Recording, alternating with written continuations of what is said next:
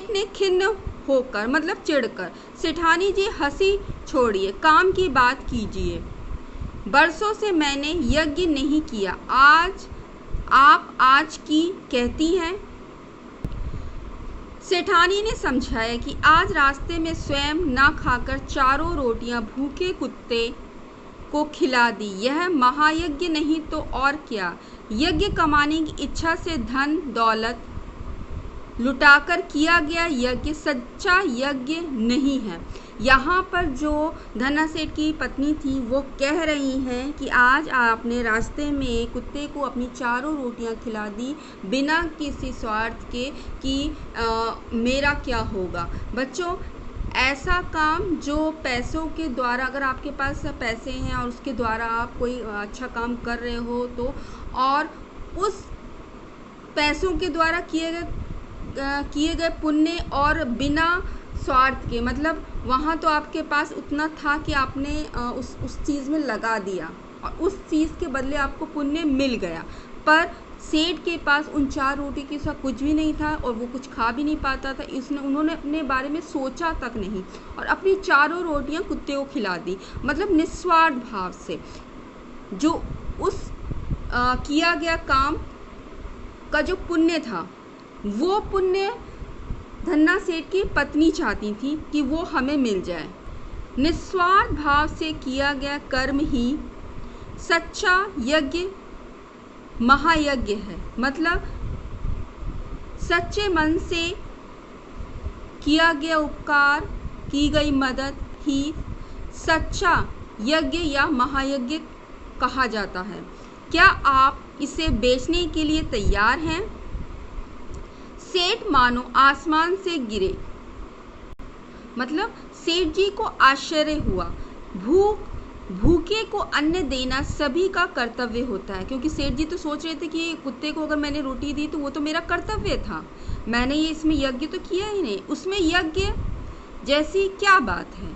मतलब बच्चों, जब सेठ जी के पास 4 रोटियां थी और उनको भी ताकत की ज़रूरत थी, पर उन्होंने अपने बारे में नहीं सोचा, उस कुत्ते के बारे में सोचा और निस्वार्थ भाव से सोचा। और उनको भी ज़रूरत थी कि उनको भी भूख लगी थी, मगर उन्होंने खुद नहीं खा के कुत्ते को दिया। यही सच्चा यज्ञ था, जिसके बारे में सेठानी जी, धन्ना सेठ की पत्नी, सेठ जी से कह रही हैं। क्या विचार है सेठ जी, यह यज्ञ बेचना है कि नहीं? सेठानी ने पूछा। सेठ ने कोई उत्तर नहीं दिया, चुपचाप पोटली उठाई और हवेली से बाहर चले आए। उन्हें मानवोचित कर्तव्य का मूल लेना उचित न लगा, मतलब मानव द्वारा उचित कर्तव्य का, मानव द्वारा किया गया सही काम का मूल्य, मतलब पैसा लेना उनको सही नहीं लगा। किसे? सेठ जी को।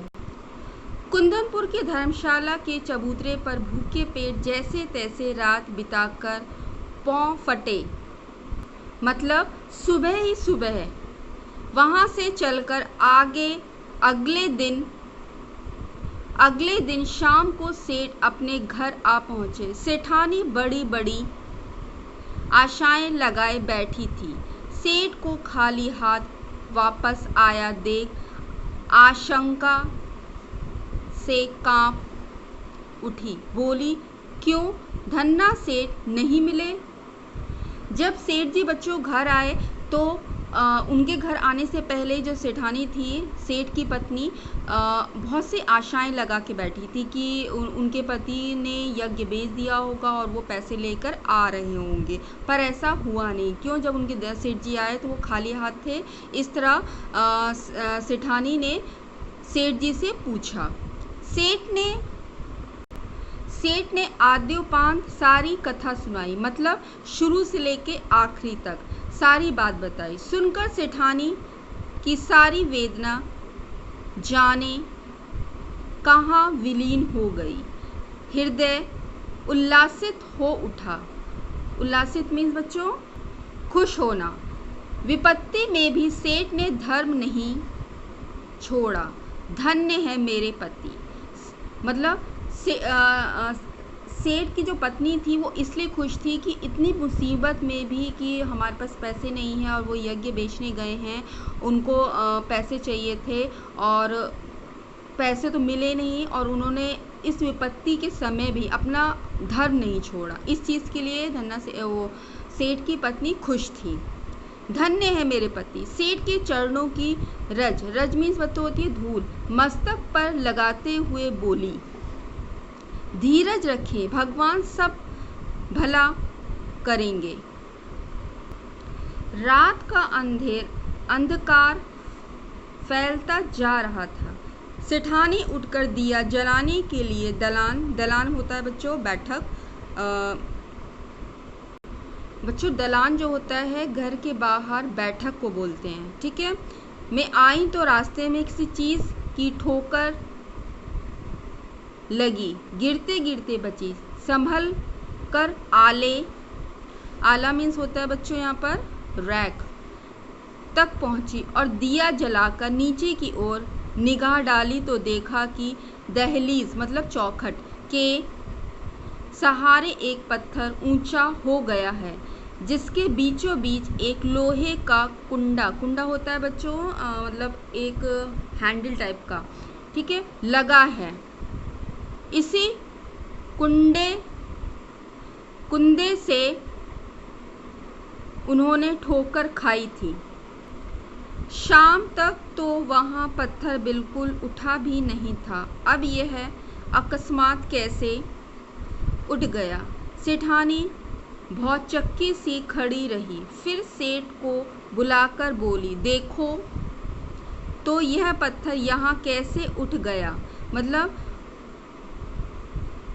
सेठ की पत्नी सेठ को बुलाती है और बोलती है ये तो पहले यहाँ उठा ही नहीं था, जो बीचों बीच एक लोहे का कुंडा लगा था जिसको हम हैंडल बोलते हैं, और उसी से सेठानी ने ठोकर खाई थी और गिर गई थी। तो वो बोलती है कि ये तो पहले यहाँ था ही नहीं, अब कैसे उठ गया। सेठ भी अचरज में पड़ गए। दिए की टिमटिमाती रोशनी में उन्होंने ध्यानपूर्वक देखा तो पता चला कि वह तो किसी चीज़ का ढकना है।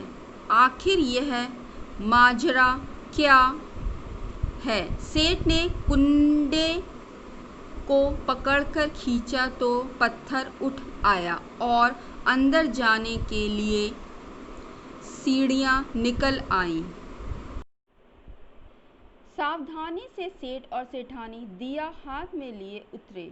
कुछ सीढ़ियां उतरते ही इतना प्रकाश सामने आया कि उनकी आंखें चौधियाने लगी। मतलब जब बच्चों हमारे आंखों के सामने खूब सारी रोशनी आती है तो हमारी आंखें नहीं खुल पाती ना, उस और आंखें बंद होने लगती हैं, ऐसा लगता है ना, उसी को यहाँ पे आंखें चौधियानी बोला गया है। सेठ ने देखा वह एक विशाल तहखाना है और जवाहरातों से जगमगा रहा था। मतलब बच्चों कीमती रत्न और मणियों से जो खजाना था वो जगमगा रहा था, चमक रहा था। देव की इस माया का, देव मीन्स भगवान की इस माया का रहस्य उनकी समझ में नहीं आया। दोनों निस्तब्ध खड़े, मतलब कुछ बोलने की उम्मीद में ही नहीं, या कुछ बोल ही नहीं पाए थे। तभी अदृश्य मीन्स जो दिखाई ना दे, पर स्पष्ट स्वर में उन्हें सुनाई दिया, ओ सेठ, स्वयं भूखे रहकर अपना कर्तव्य मानकर प्रसन्नचित्त तुमने मरणासन कुत्ते को 4 रोटियां खिलाकर उसकी जान बचाई। उस महायज्ञ का यह पुरस्कार है। जो ईश्वर थे, जो कि दिखाई नहीं दे रहे थे बट उनकी जो आवाज़ थी स्पष्ट थी, वो सेठ जी से कहते हैं कि अपनी तकलीफ़ को भूलकर, अपनी भूख को भूलकर तुमने एक मरते हुए कुत्ते को, मतलब जो मृत्यु के निकट था, उसको तुमने खुशी खुशी अपनी चारों रोटियां दे दी। मतलब रोटियां देने के बाद भी तुम खुश थे, प्रसन्न थे, और तुमने अपने कर्तव्य का पालन किया। ये उसी का पुरस्कार है, ये उस महायज्ञ का पुरस्कार है। सेठ और सेठानी इस दिव्य वाणी को सुनकर कृत्य हुए, मीन्स आभारी हुए। वहीं धरती पर माथा टेककर उन दोनों ने भगवान के चरणों में प्रणाम किया। ये सारी बातें सुनकर सेठ और सेठानी ने ईश्वर के चरणों में अपना प्रणाम किया और उनका आभार व्यक्त किया। इस प्रकार यशपाल द्वारा लिखी गई यह कहानी का उद्देश्य कि व्यक्ति को अपने कर्तव्य का पालन निस्वार्थ भाव से करना चाहिए, बिना किसी स्वार्थ के, जो कि इस पाठ में बताया गया है। बच्चों, आपको ये कहानी समझ आ गई होगी। अब इसके आगे हम नेक्स्ट वीडियो में मिलेंगे। बच्चों इस लेसन के शब्दार्थ और क्वेश्चन आंसर आपको अपनी कॉपी में करने हैं। Okay, thank you.